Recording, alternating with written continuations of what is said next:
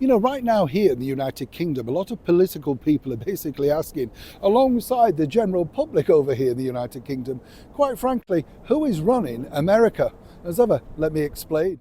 Morning, good to see you. Thank you so much as ever for taking the time out today. You all right? Freezing, so I'll put my hand back down. Yes, you know what it's like. Well, you know I'm waving. Yes, absolutely. Of course you do. Are you waving back?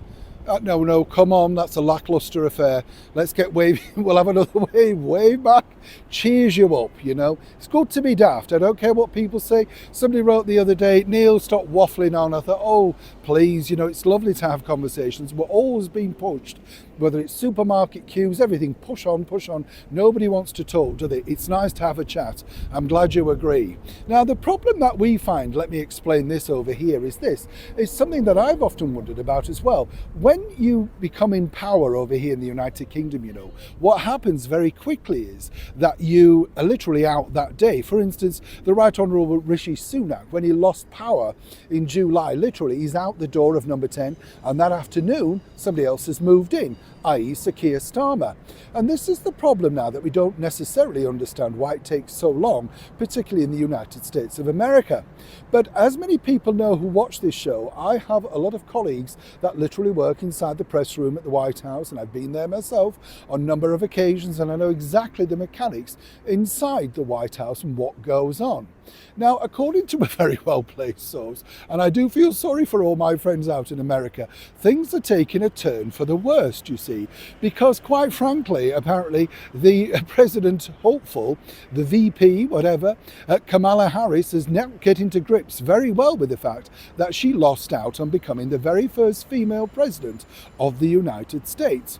No matter what happened, all of those very public endorsements from the likes of singer Jennifer Lopez, Beyonce, Oprah Winfrey being paid $1 million just to produce that now infamous town hall.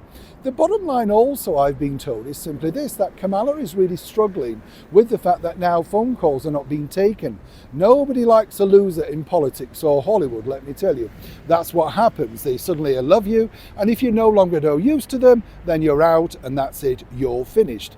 But behind the scenes, I've also been told that Jill Biden, that is, of course, Dr. Jill, as she likes to be known, well, she's no longer speaking to Kamala. They can't abide one another and literally keep them distance away. Now, on the other side of the coin, we've recently had, of course, the president, Joe Biden. Yes, remember him. Nobody sees him, but he's still around, apparently. Well, he too has got very cold on Kamala. Now, where it gets really interesting is, as people are trying to cement deals, organise meetings, stuff like that, it's all come to a grinding halt. Apparently Kamala's too busy wondering about what she should do next, or indeed looking at the various book deals that she's now being offered, according to a very well-placed source, but doesn't think there's that much money in advance, you understand? She feels there should be more money, right? So this is how politics works in the 21st century. You may think it's all about you and what they're doing for you, but the minute they can't win or lose or do win, then suddenly everything else goes to pot, i.e. you and I, the great public, you know, that have either voted or not voted them in.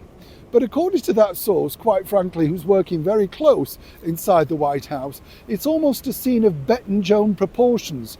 Jill and Kamala, once so tight, so friendly, now cannot bear each other and are just dreading the fact that at some point they may have to get together round the White House Christmas tree. Either way, it's going to be fascinating to read that body language.